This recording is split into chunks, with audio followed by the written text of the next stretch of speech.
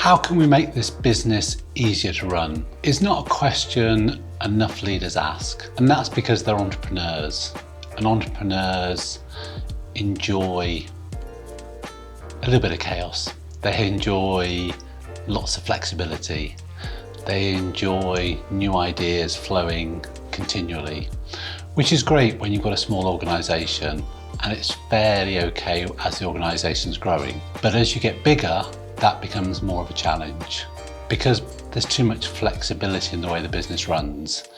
There's not enough systemization and there's not enough structure. And that's why the third element of my core ideologies is all about Flucture. So what is Flucture?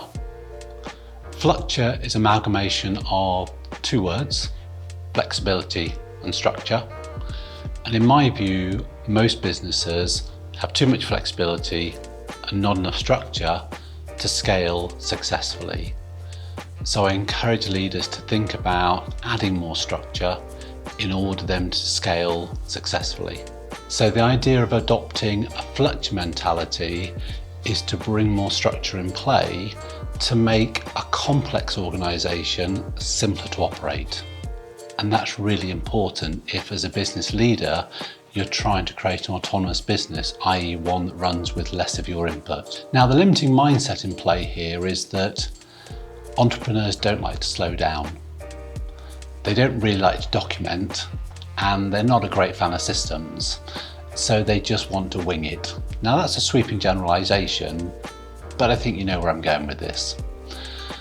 The missing element is spending the time on training and documentation.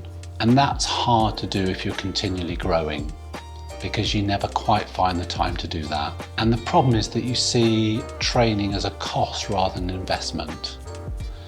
We spend a lot of money on recruiting new staff, but how much money do we spend on actually training and developing them to do the role and to understand the organisation? And what's missing is the understanding that bringing more structure allows more empowerment. People want to take more accountability and more responsibility, in my experience. But what stops them is a lack of knowledge, a lack of understanding, a lack of a manual to follow. And that's what stops businesses going from adolescence to maturity, is this lack of structure within the business. To bring more structure in play, there's three core considerations. The first is adopting a Japanese word, which is kaizen, which is simply the eliminating of waste. So what things in the business are no longer relevant? Where are we overcomplicating? Where have we got too many things in play? How can we make this a simpler business? And that's all around kaizen. The second element is creating the Our Way manual, the way you want things done around here. Doesn't have to be complicated, doesn't have to be long. In fact, it's better if it's neither of those things.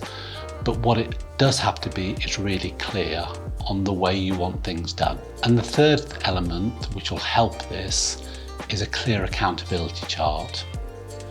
Who's responsible for what? By when? And what numbers are we attaching to that responsibility?